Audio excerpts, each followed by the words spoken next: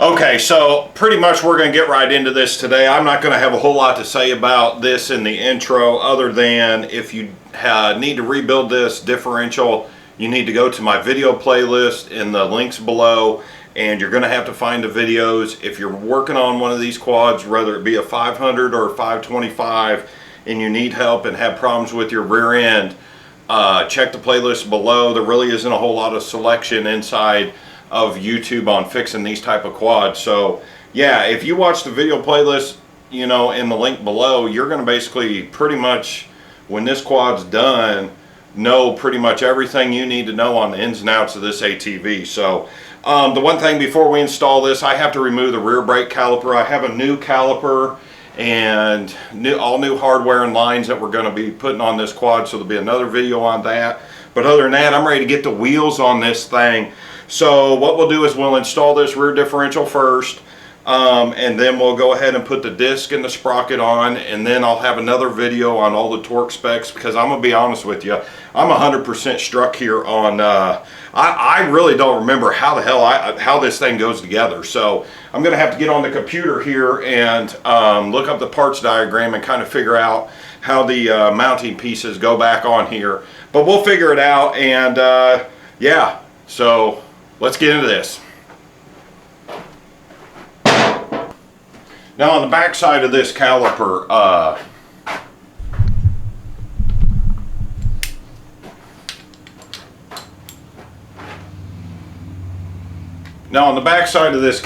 there's just two bolts holding the master cylinder on,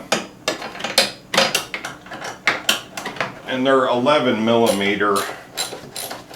And we'll just get these out of there. It's pretty warm out in the garage right now. I tried to wait till later to come out here because it's just been so hot lately.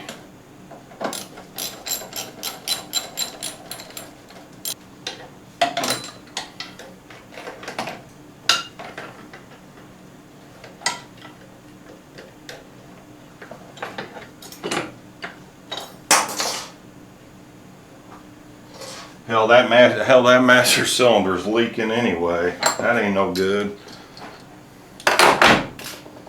Wow. That thing's would have been shot anyway. Everything on this quad's shot. Man.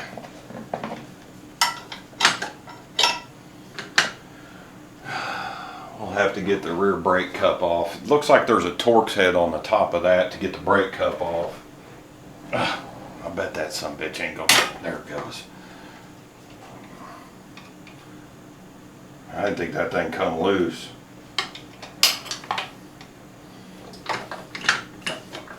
Now we have the whole brake system that would have failed anyway, because the rear master cylinder is leaking through the bottom, and just from pumping it just a little bit to get it loose, it's leaking fluid out the bottom, which means the rear, that it's no good. And you know, when I get to this rear brake pad video, you'll understand that I just bought all new replacement parts. Some of this stuff is mass produced. I'll put the links that I got them from off of Amazon. But yeah, going to Polaris, I mean, it's a nightmare to have to rebuild this stuff when you could, for the price that you can replace this stuff for. So first things first, we need to remove these, if I remember right, these spindles, which should come right out of there. Oh yeah, I greased them good. Remove both these spindles here. And then, because I don't have everything tightened up, I think the easiest way to do this would probably maybe undo one of the shocks, or I might undo one of the A-arms here, because remember, I've got to get the disc and the rotor on here. So I think we're just going to undo this top A-arm and get this carrier kind of slid in there. And I think I'm going to zip tie these upper A-arms up to the roll bar real quick and get these just kind of out of the way.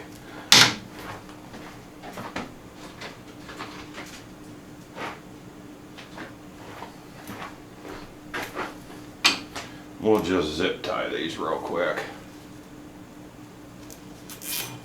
Get these out, keep these out of the way.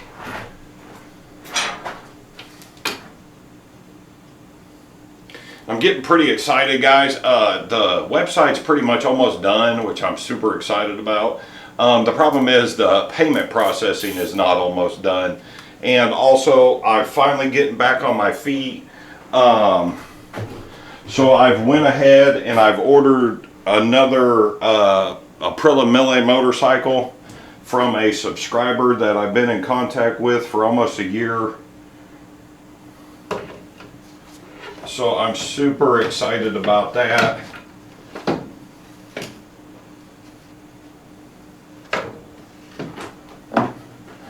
So I'll put some pictures up of that.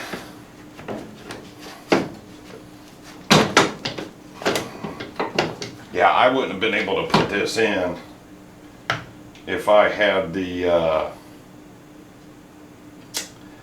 rotor and the sprocket on.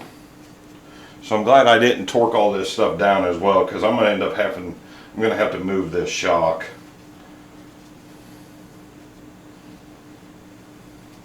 And then there'll be a whole video on me torquing this whole back end here back to spec.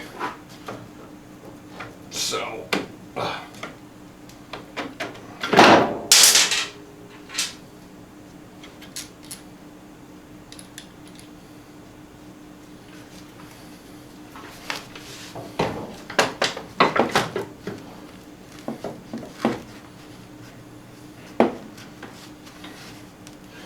I just got to remember how it even goes in there, because the caliper would have been up here and the adjustment is up top.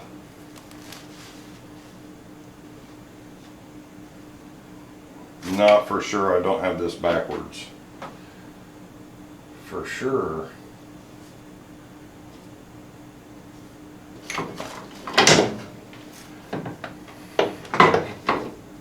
Maybe that don't go there. I thought it did. Man, this is why you don't take stuff apart and come back a year later and just, oh, I remember how it goes back together.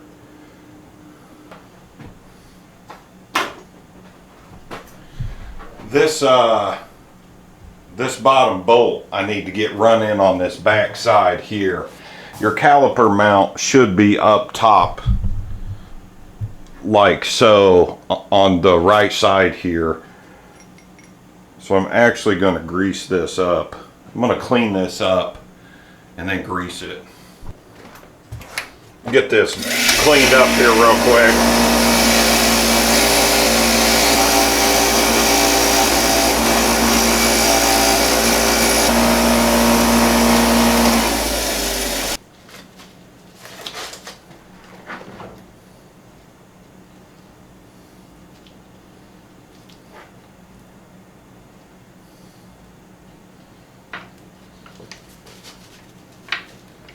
Actually, all the bolts are going to go in the other way, so what we're going to do is we're going to go ahead and get our bolt put in the bottom of the carrier here, and there's a little slot cut into the differential here where this bolt is, and that'll give us access to get this bottom bolt put into the proper hole.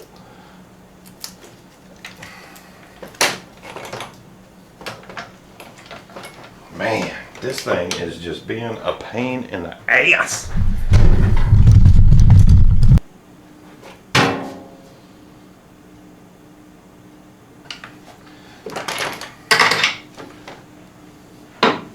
Well, we got pretty lucky there. There's actually a notch cut inside the housing here, and that's to accept the bolt to go through.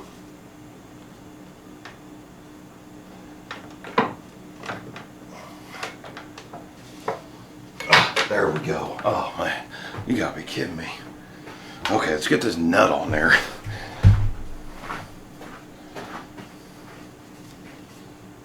Oh wow, that's a long-winded bastard there. Holy shit.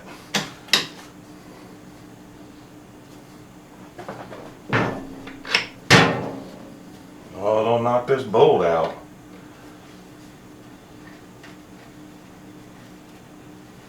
Well, there really isn't a very good way of me getting a shot here for this.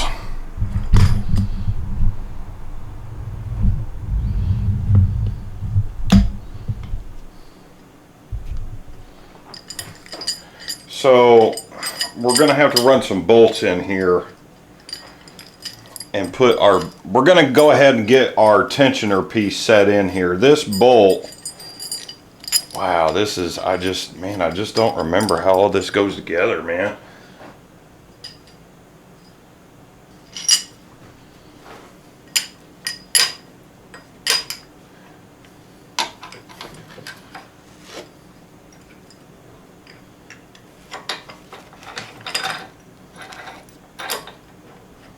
Pretty sure that's it.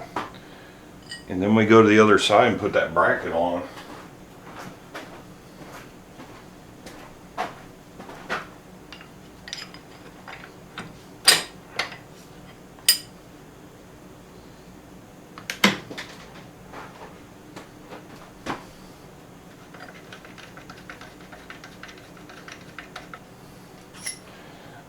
There is a bolt with a shim. I'm not sure if it went on the front or the back, and I'm assuming that this goes on the front because the back is our adjustment piece here. So just bear with me here. I know the camera angle is pretty bad on this, but I'm just going to put my shim in on the top here.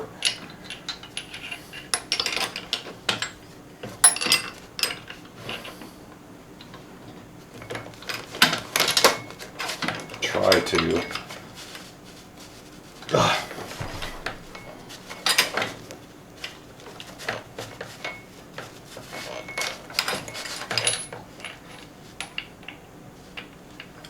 And it doesn't want to fit in there very smooth. It just can't go on the back side because the adjuster is on the back side. It has to go on this front side.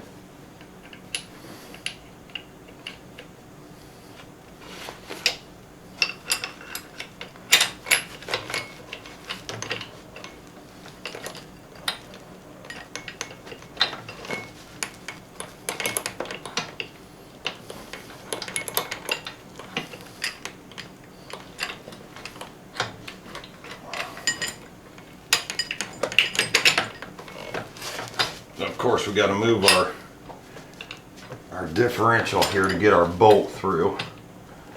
Oh man, I'm running out of energy already. Getting frustrated with this. There we go. Okay, go to the other side. Okay, as you can see, we've got our bracket run up on this side. So our spacer is run onto the front bolt, and then we'll go ahead, get our bolt run through our hole here, and then get the nut on here. Everything appears that the bolts are all being put in on the sprocket side.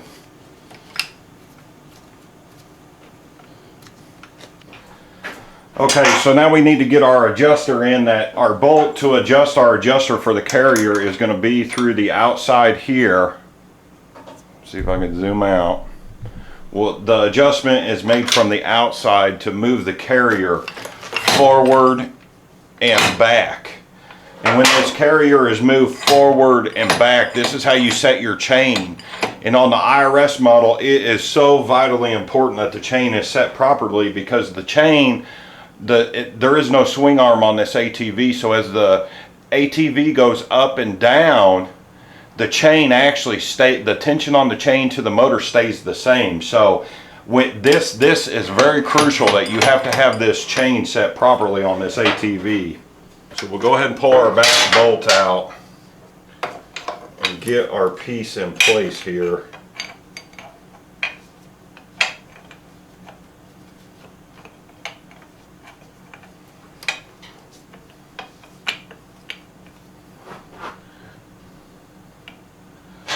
And see if I can get this bolt run through pretty easy.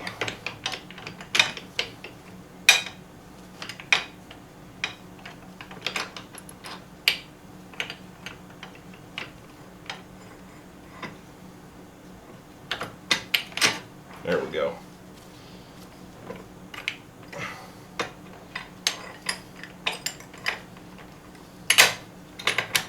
That wasn't too bad. Then we'll go ahead and get our nut put on this other side. I'm not going to tighten any of this up quite yet. Then we'll use our hand here and move our adjuster and go ahead and get our screw put in place here to make the adjustment when the chain is finally going to be put on.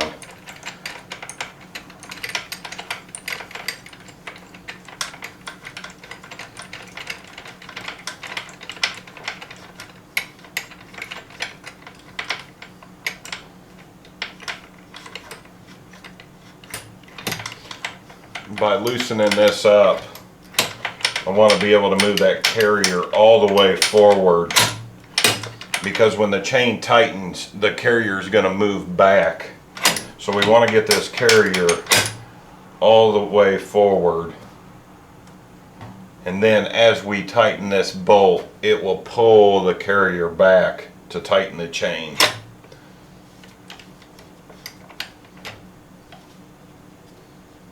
And now, before we tighten anything up, we're going to go ahead and put this rear sprocket on.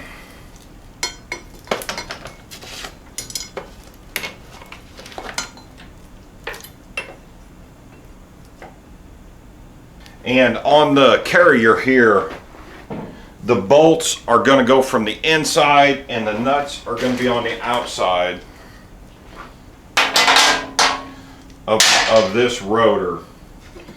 And if I can find the link for the rotor here, I will put the link in the description below. This is an aftermarket rotor. That's a big old ant right there. Holy cow, is that a queen? I don't know. Anyway, I'll put the link in the description below. The OEM rotor is very expensive. So we will, I will try to get that to you. And you want to put, if you buy this rotor, a lot of people think that these cuts go the opposite way of what I'm installing it. But there's actually, it says minimum thickness 3.5 millimeter, and you need to be able to read that. So it's actually printed on the rotor. These cuts are supposed to go this way with the brake caliper. So you need to be able to read the minimum thickness on the rotor, and it will pretty much indicate what way it's supposed to go on. That is the biggest ant I've ever seen. I hope them ain't carpenter ants eating my garage up.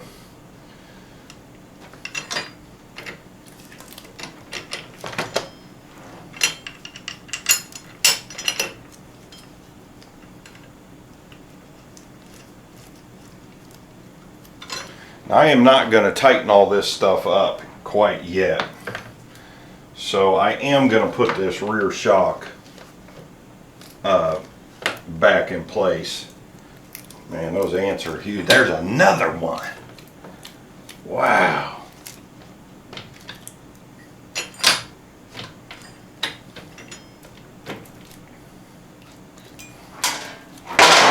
It looks like I'm going to have to pull this out.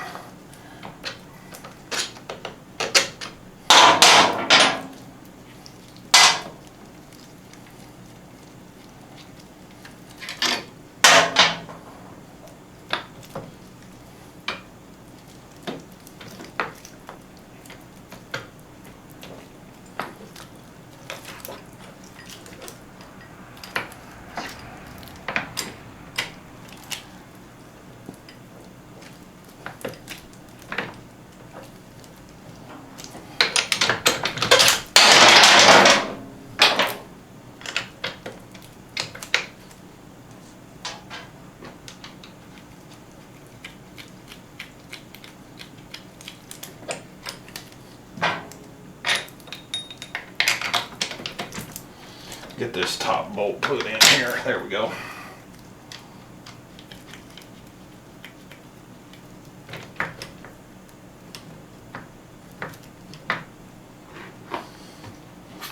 We'll go ahead and put our spindles in. And this will give me a pretty good idea if this is all gonna, yeah, it's all gonna go together. It'll clear it.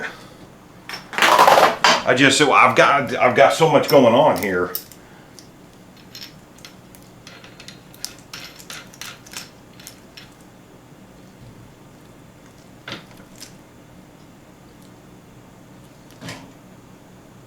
Okay, might have run into the first problem. These are the castle nuts that they sent with the new axles, and you can see they're thinner than the OEM ones. So it looks like I'm going to have to go back to the OEM one, which is fine. That's what needs to be done. Sometimes when you buy this stuff and it's not OEM, it's made a little different. So it's a good thing I caught that. Okay, so same thing on this one here. I actually think I bought an OEM rotor or sprocket. So if I have a link, I'll put a link below for a new sprocket. If you're going to go ahead and do this, you might as well get all new, especially if you're going to go through the hassle of this and your quad's old. I mean, dude, you just need to go ahead and start replacing some stuff. You know, if your quad's a 2006, 7 to 2011, I mean, you've got some pretty old stuff here that's wore out.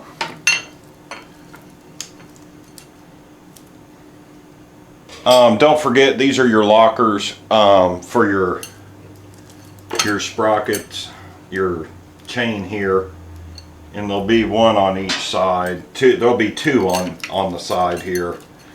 And once you get this tightened in, then you'll come back with your punch and punch these tabs down over the nuts here.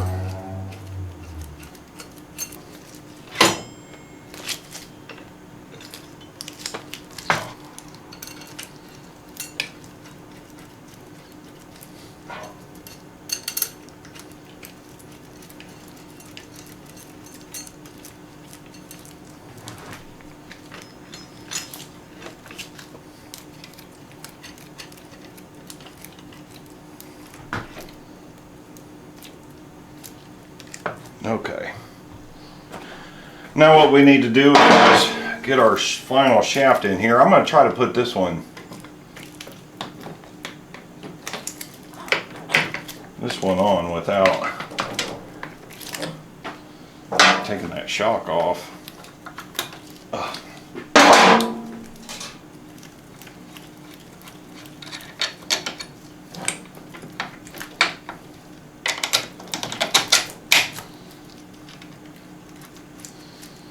And just on this ATV, if you're new to this ATV, your suspension is going to do everything on this quad. This carrier is going to stay completely in place.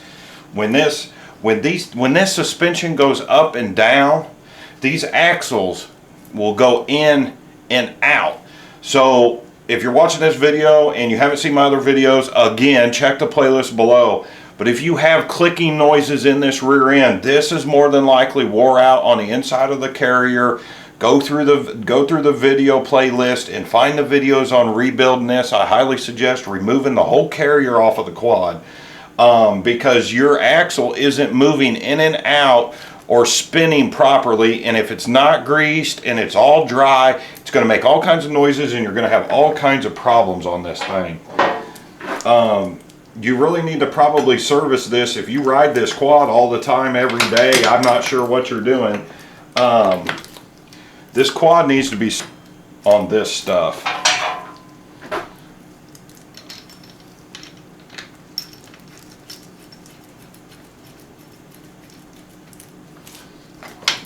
Boom, we're pretty much together. I'm real happy with getting this thing finally back together. Oh my God.